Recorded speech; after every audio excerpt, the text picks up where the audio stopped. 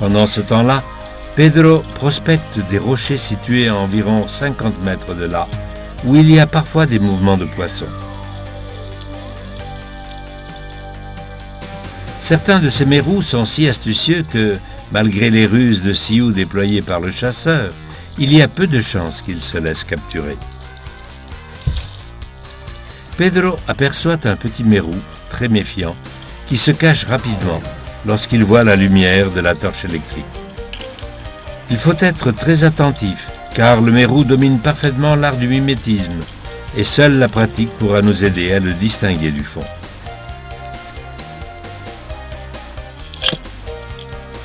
C'est l'expérience personnelle de chaque chasseur qui détermine le moment idéal pour déclencher un tir.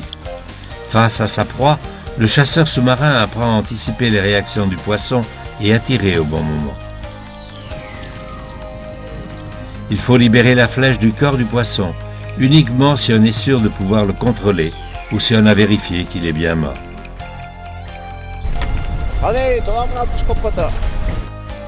Pépé demande une autre arbalète au batelier, vu que la première flèche n'a pas pu traverser l'énorme crâne du dur mérou.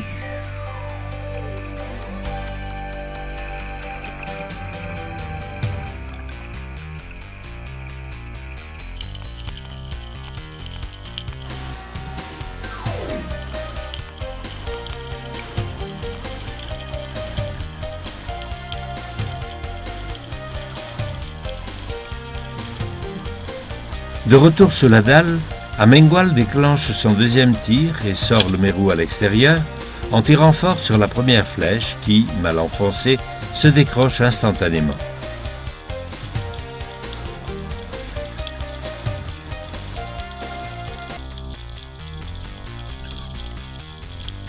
La première flèche s'étant décrochée, Pépé tire sur la seconde et finit par déloger l'énorme animal, sans pourtant se rendre compte que le poisson s'est échappé et qu'il traîne l'arbalète derrière lui.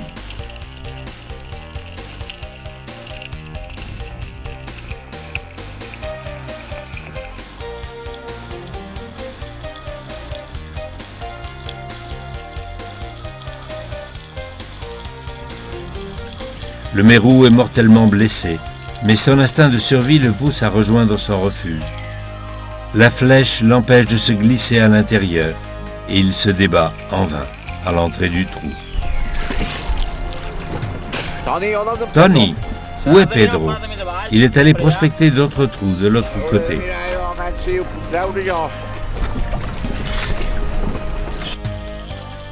Pépé Amengual, conscient de la délicate situation, décide de ne pas attendre Pedro et redescend rapidement le chercher. En effet, si le mérou récupérait ses forces, il pourrait prendre la fuite, entraînant l'arbalète derrière lui, laissant Pépé sans aucun des deux.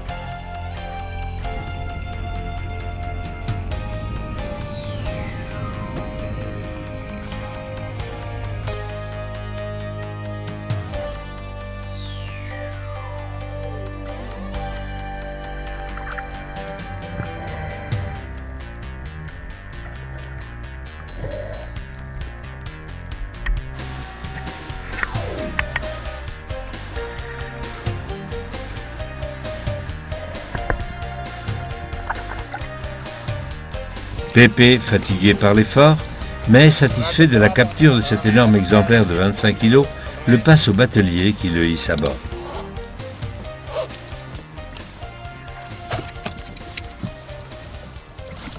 C'est en été que, dans les eaux de la Méditerranée, on peut observer la plus grande quantité d'espèces marines.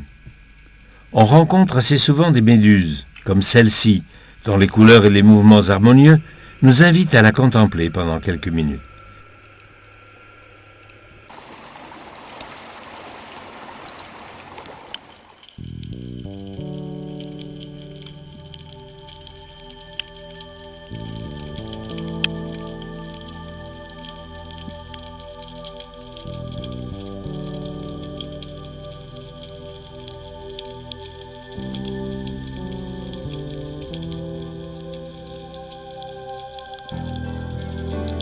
Pedro prospecte les cavités d'une zone où abondent les grands rochers.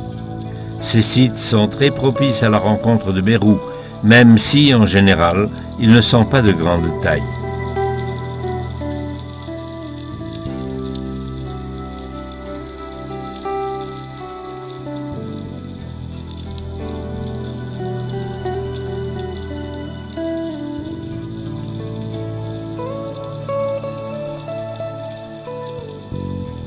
Pedro se glisse dans un trou, juste à temps pour voir comment un bel exemplaire se cache au plus profond de sa tanière.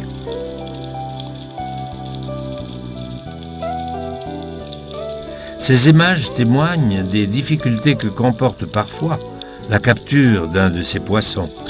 Si pour Pedro, accéder à des grottes et à des cavités si profondes est une routine de tous les jours, pour les chasseurs débutants, ce type de chasse représente un grand danger et il ne faut pas courir certains risques. Le temps et l'entraînement vous aideront à améliorer constamment vos performances et à progresser dans cette discipline. Aucune capture, même la plus convoitée, ne vaut pas la peine que l'on risque sa propre vie.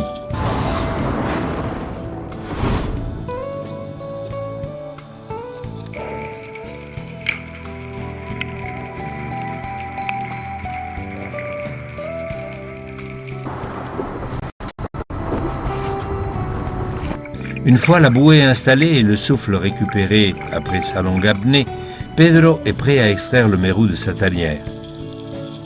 Le tir s'est avéré peu précis et l'extraction va se compliquer un peu.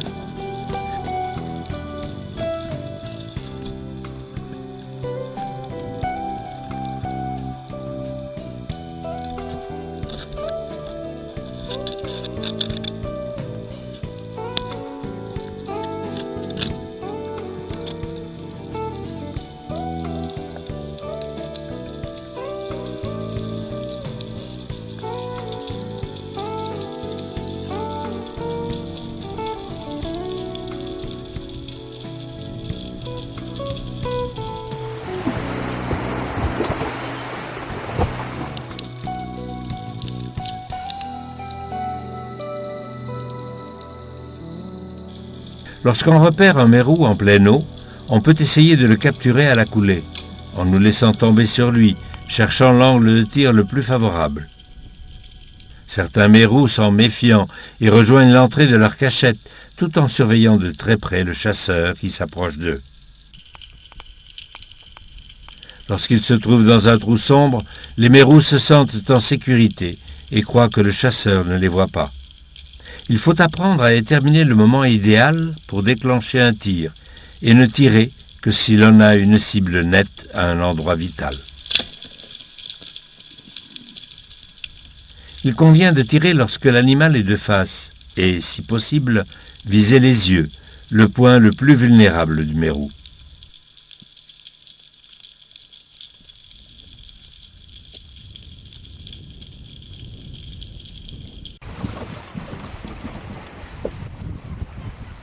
On doit ensuite l'achever rapidement d'un coup de couteau pour écourter ses souffrances.